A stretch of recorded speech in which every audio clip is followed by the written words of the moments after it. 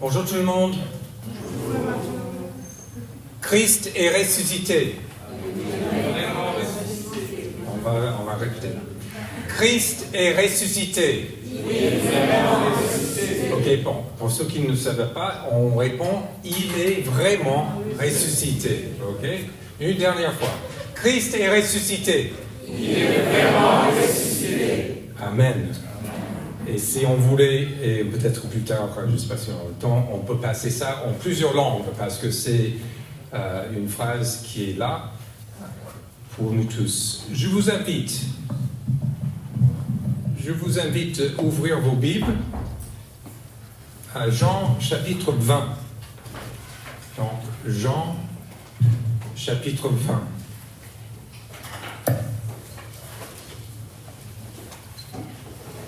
Nous allons lire ensemble les versets 1 à 18. Jean, chapitre 20, versets 1 à 18. Le dimanche, Marie de Magdala se rendit au tombeau de bon matin, alors qu'il faisait encore sombre. Elle vit que la pierre avait été enlevée de l'entrée du tombeau. Elle courut, trouver Simon-Pierre et l'autre disciple que Jésus aimait et leur dit : Ils ont enlevé le Seigneur du tombeau et nous ne savons pas où ils l'ont mis. Pierre et l'autre disciple sortirent donc et allèrent au tombeau. Ils couraient tous les deux ensemble, mais l'autre disciple courut plus vite que Pierre et arrivait le premier au tombeau. Il se pencha plus vite que Pierre et arrivait le premier au tombeau. Il se pencha et vit les bandelettes posées par terre. Cependant, il n'entra pas. Simon-Pierre, qui le suivait, arriva et entra dans le tombeau. Il vit les bandelettes posées par terre. Le linge qu'on avait mis sur la tête de Jésus n'était pas avec les bandes, mais enroulé dans un endroit à part. Alors l'autre disciple, qui était arrivé le premier au tombeau, entra aussi et vit et y crut. En effet, il n'avait pas encore compris que, d'après l'Écriture, Jésus devait ressusciter. Ensuite, les disciples repartirent chez eux. Cependant, Marie se tenait dehors près du tombeau et pleurait. Tout en pleurant, elle se pencha pour regarder dans le tombeau. Et elle vit deux anges habillés de blanc, assis à la place où avait été couché le corps de Jésus, l'un à la tête et l'autre aux pieds. Ils lui dirent : Femme, pourquoi pleures-tu ? Elle leur répondit : Parce qu'ils ont enlevé mon Seigneur et je ne sais pas où ils l'ont mis. En disant cela, elle se retourna et vit Jésus debout, mais elle ne savait pas que c'était lui. Jésus lui dit : Femme, pourquoi pleures-tu ? Qui cherches-tu ? Pensant que c'était le jardinier, elle lui dit : Seigneur, si c'est toi qui l'as emporté, dis-moi où tu l'as mis et j'irai le prendre. Jésus lui dit : Marie. Elle se retourna et lui dit en hébreu : Rabboni, c'est-à-dire maître. Jésus lui dit : Ne me retiens pas, car je ne suis pas encore monté vers mon Père, mais va trouver mes frères et dis-leur que je monte vers mon Père et votre Père, vers mon Dieu et votre Dieu. Marie de Magdala alla annoncer aux disciples qu'elle avait vu le Seigneur et que lui avait dit cela. Jusqu'ici la parole de Dieu. Amen. Christ est ressuscité. Je vais continuer. Nous venons de lire le récit de l'apôtre Jean. Et il fait part de ce qu'il a vu. Jean était là. Pour ceux qui sont déjà lisent les Bibles régulièrement et savent des autres récits de la résurrection, c'est qu'il y avait beaucoup plus de choses qui s'est produit à ce moment-là. Il y avait plus de personnes, plus de femmes, différents types d'échanges, mais Jean, dans son désir de nous mettre vraiment sur un chemin, et j'appelle ça le chemin de la foi. Il veut nous voir à travers les yeux de 3 personnages, ce qu'ils ont vu ce dimanche matin. Christ est ressuscité. Et un peu plus tard, pour comprendre pourquoi Jean a réduit son texte à juste ces 3 personnages, on lit en chapitre 20, Jésus a accompli encore en présence de ses disciples beaucoup d'autres signes qui ne sont pas décrits dans ce livre. Mais ceux-ci ont été décrits afin que vous croyiez que Jésus est le Messie, le Fils de Dieu, et qu'en croyant, vous avez la vie en son nom. Nous avons déjà cité cette notion, nous avons déjà parlé de ce fait que Jean, dans la manière dont il a écrit son récit de la vie de Jésus, de sa mort et de sa résurrection, il voulait nous amener sur ce chemin de la foi, de voir Jésus vraiment comme le Messie, et en croyant en son nom, on aura la vie. Et quand on dit ça, on réalise que la résurrection de Jésus-Christ, c'est une promesse. C'est une promesse que tout va changer. Tim Keller écrit sur ce sujet, la résurrection de Jésus apporte une espérance de changement qui va façonner tous les aspects de notre vie. Nos relations, notre rapport à l'éthique, à l'argent, à la réussite, à la justice, à la souffrance, notre perspective sur l'avenir, etc. C'est tout. Et on peut s'arrêter, si on voulait prendre le temps de regarder comment chacun de ces sujets, chacun de ces aspects de nos vies, la résurrection transforme ces aspects. Elle oriente nos regards vers la seule source d'espérance fiable et durable, puisque nous vivons dans l'attente de notre propre résurrection et de l'avènement du royaume de Dieu. En Jean chapitre 20, versets 1 à 18, Jean nous amène au tombeau. Entre le moment où Jésus est enseveli le vendredi et ce moment, le dimanche matin, Jean n'a rien écrit. On arrive au tombeau et le tombeau est vide. Et Jean va nous amener à travers les regards de 3 personnes. Pierre, Jean et Marie de Magdala. C'est intéressant le choix de ces 3 personnes. Pierre, qui, on le sait par la lecture de la Bible, qui était le premier des apôtres. C'est celui qui parlait toujours en premier, c'est celui qui toujours menait l'affaire, et c'était lui qui était devant. Et on le sait que 50 jours plus tard, à la Pentecôte, c'est lui, avec Jean et Jacques, qui vont parler au peuple, annoncer que Christ est ressuscité. Ok, je vais arrêter. Pierre, Jean est là parce que Jean est celui qui a écrit. C'est un témoin oculaire.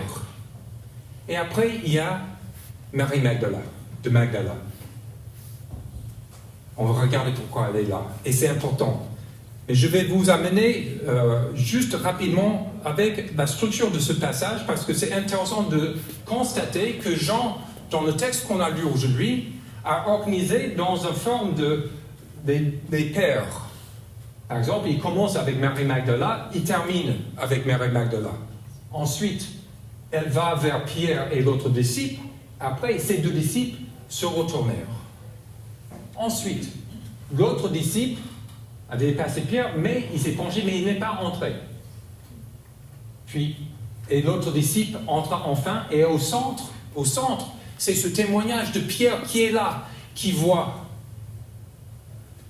Donc, dans un sens, le texte est centré sur Pierre, dans le sens que c'est le témoin qui a vu ces choses. Mais ce qui est intéressant, c'est que l'histoire est vraiment l'histoire de Marie de Magdala, parce que c'est elle qui commence et elle termine. Pourquoi? Le tombeau est vide. Pierre, Jean et Marie l'ont vu. Mais ce but, c'est qu'on croit, qu'on vit que ça c'est vrai, et maintenant on a besoin de comprendre pourquoi. Quand on lit ce texte, on arrive à ce verset-là qui est intéressant, ces deux versets. Ça parle de Pierre et Jean. En effet, ils n'avaient pas encore compris que d'après l'Écriture, Jésus devait ressusciter. Ensuite, les disciples repartirent chez eux. Donc, il y a un petit questionnement là. Un petit Jean et Pierre ont vu, ils ont cru, mais Jean ne choisit pas de nous dire ce qu'ils ont vu et ce qu'ils ont cru. Mais il va nous amener avec Marie pour mieux comprendre cela.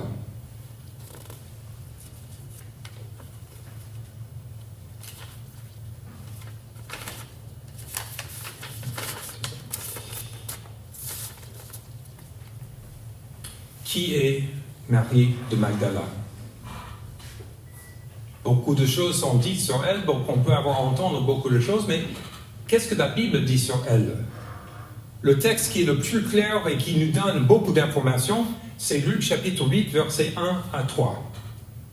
C'est Luc qui écrit et dit: Ensuite, Jésus alla de ville en ville, de village en village, il prêchait et annonçait la bonne nouvelle du royaume de Dieu. Les 12 l'accompagnaient, avec quelques femmes qui avaient été guéries d'esprits mauvais et de maladies. Marie, dite de Magdala, dont étaient sortis sept démons, Jeanne, femme de Cusa, l'intendant d'Hérode, Suzanne et beaucoup d'autres qui le servaient en assistant de leurs biens. C'est très intense cette information-là. Ça montre que dans ce bande apostolique, dans ce groupe qui suivit Jésus, il y avait bien sûr les 12 apôtres, il y avait d'autres disciples hommes qui sans doute traînaient autour, qui étaient là, et il y avait les femmes qui étaient là, qui soutenaient, qui accompagnaient, qui étaient avec eux. Et on apprend à travers ça que Marie de Magdala, elle accompagnait Jésus et ses disciples, elle était guérie de ces démons, elle avait des ressources financières. C'était quelqu'un qui avait un peu de moyens. On ne sait pas comment elle avait des moyens, mais elle avait des moyens et mettait ses moyens au service de Jésus et de ses disciples et ce projet de Jésus. Et ensuite, dans les listes des femmes qui accompagnaient Jésus, souvent, et presque tous les cas sauf un, elle appartenait la première personne. Entre guillemets, on peut dire que quand Pierre était un peu celui qui représentait les disciples, dans beaucoup de récits, Marie de Magdala représentait ces femmes qui étaient là.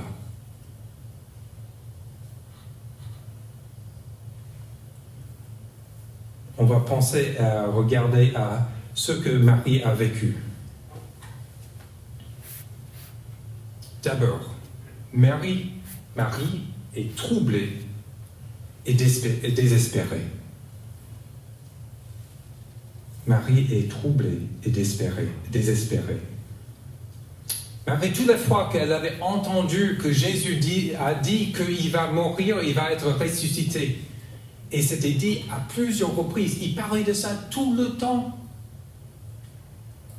Et même avec toute cette information qu'elle a eue, elle voit ce tombeau vide et tout ce qu'elle pense, c'est ils ont pris mon Seigneur. Elle est désespérée.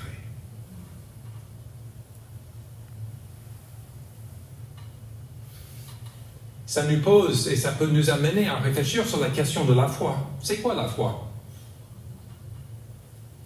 Est-ce que c'est la foi, c'est quelque chose qu'on produit en nous-mêmes parce qu'on a entendu les choses constamment, qu'on a pris assez d'informations? Souvent on dit, si je savais assez, ça me donnerait la foi. Comme c'est lié à la connaissance ou lié à un effort en nous-mêmes. Souvent, on entend ça dans la culture populaire, c'est pas j'ai beaucoup de foi, j'ai pas assez de foi, donc je peux pas le faire, j'ai pas de foi. C'est comme quelque chose que j'ai pas produit en moi. Où est la foi de Marie à ce moment-là?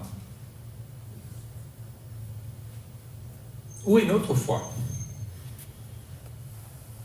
Au début, j'ai donné ce longue liste de tous les aspects de nos vies. Ce n'est pas que nous qui sommes désespérés. Ce n'est pas que Marie qui est désespérée. Ce n'est pas que Marie qui est troublée. On vit dans un monde qui est troublé. On vit dans un monde où on voit tous ces problèmes.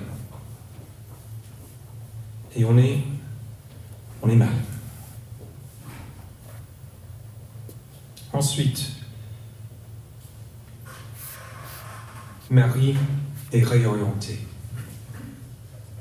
Elle est là, en train de dire qu'est-ce qu'ils ont fait. Elle se tourne et voit un homme. Et on se dit pourquoi elle n'a pas vu que c'était Jésus. On ne sait pas pourquoi. Ce n'était pas donné encore. Elle le voit.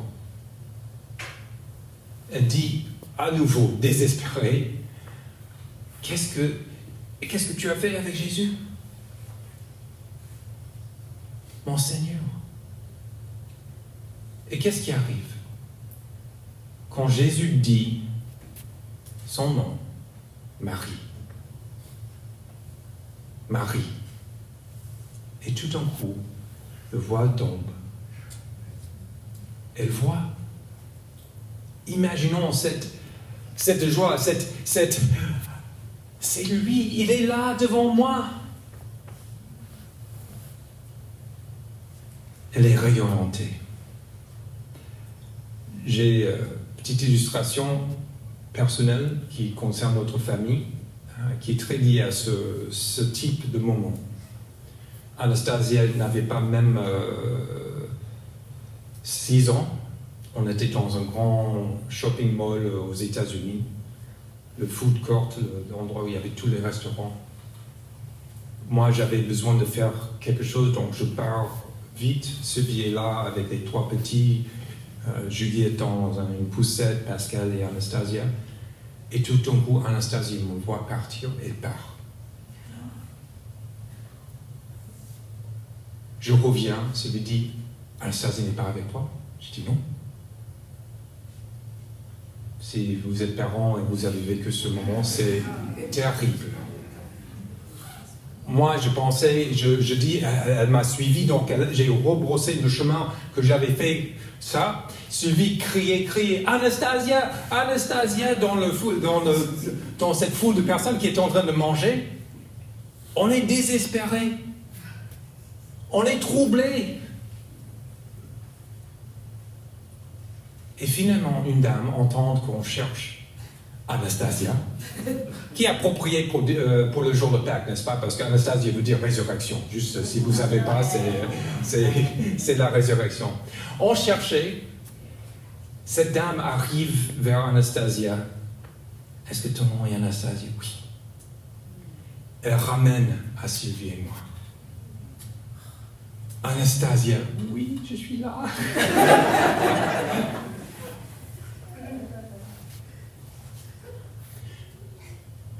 Je raconte ça de côté des parents. Quand Marie est réorientée, qu'est-ce que Jésus lui dit? Je vais dis à mes frères, donc je vais revenir ça. Il dit, je vais à mon Père et votre Père. Notre Père céleste, à travers la personne de Jésus, nous cherche. Il nous cherche par notre nom. Et la question ce matin, c'est, est-ce que je pense que je dois trouver quelqu'un, que mon job c'est de faire tout ce que je peux pour atteindre je ne sais pas quoi, ou est-ce que c'est plutôt de réaliser que Jésus me cherche? Jésus te cherche. Et je dirais qu'il est devant vous ce matin, en train de dire ton nom.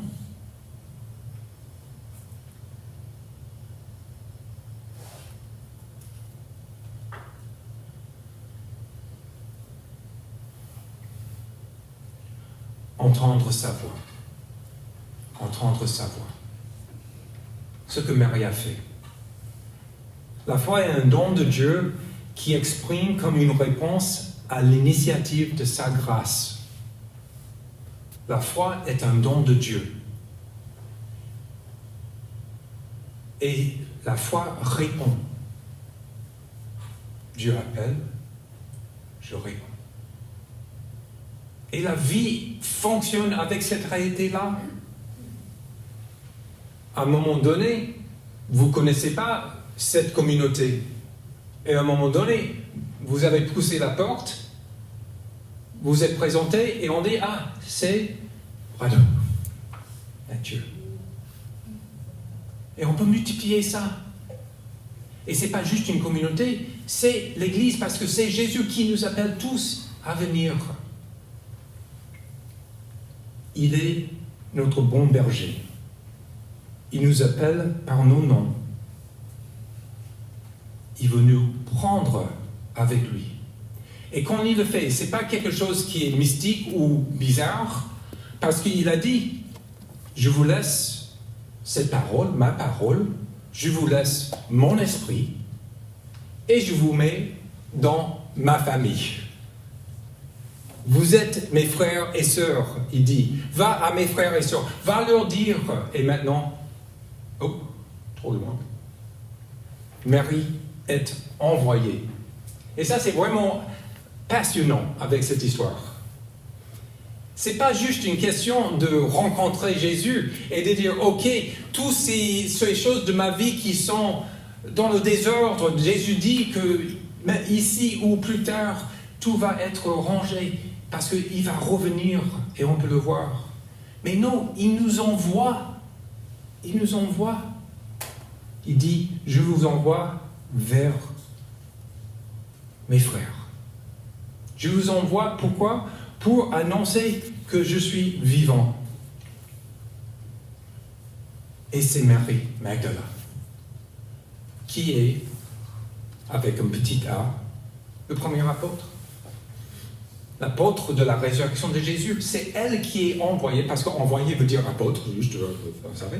Et elle est envoyée, elle annonce, Jésus, j'ai vu le Seigneur, il est ressuscité. Merveilleux. Et pour finir, et nous? Et nous aujourd'hui? Et vous êtes dans cette salle, on est nombreux, et vous êtes de toutes les situations de la vie. Tous les endroits de la vie, on peut imaginer, vous êtes là, dans le travail, avec beaucoup de responsabilités, au chômage, handicapés ou non, vous êtes tous là. Et vous pouvez tous dire oui. Peut-être certains disent oui, ma vie est troublée et je suis désespéré. Et je vous invite de réaliser que ce que Christ a fait à la croix et sa résurrection veut dire que votre vie peut être changée. Parce que le problème majeur, ce qui nous pèse le plus, c'est que nous sommes séparés de notre Père céleste. Et Jésus a payé le prix de nos péchés, de nos fautes, qui nous séparent de lui. Et nous pouvons maintenant avoir une vie nouvelle. Ensuite, dans la vie d'un croyant, il y a les hauts et les bas. C'est certain. Et Jésus annonce toujours non, non. Et nous invite, venez à moi. Venez à moi, vous qui êtes chargés et fatigués, et je vous donnerai du repos. Peut-être vous avez besoin de repos ce matin. Jésus est là pour ça.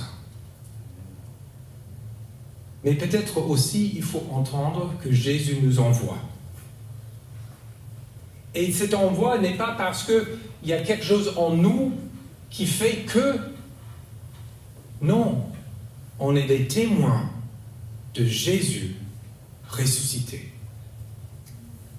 Nous avons adopté pour notre communauté cette petite phrase. Levons-nous pour participer ensemble ou participer au témoignage de Jésus-Christ.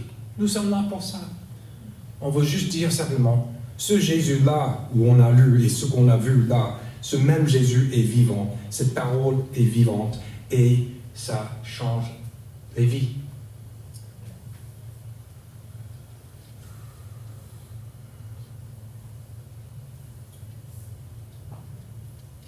Que Dieu nous montre sa grâce à nouveau et qu'on soit capable de recevoir cela. C'est lui qui donne la foi, c'est son cadeau, et on voit Jésus et on dit, Seigneur, prions. Père Céleste, merci pour ce que tu as fait pour nous, et aussi merci pour ce récit qui est assez incroyable de voir la manière dont Jean voulait amener cette histoire, de mettre l'accent sur ce que Marie a vécu. Qu'on puisse entendre ta voix, c'est-à-dire quand on regarde ta parole, que c'est quelque chose qui est vivant pour nous et on dit oui, Jésus me parle. Qu'on réalise que le Saint-Esprit nous habite, nous enseigne. Et aussi qu'on puisse être parmi nos frères et sœurs, mais aussi annoncer au monde que Jésus est ressuscité, il vit. Amen. Amen.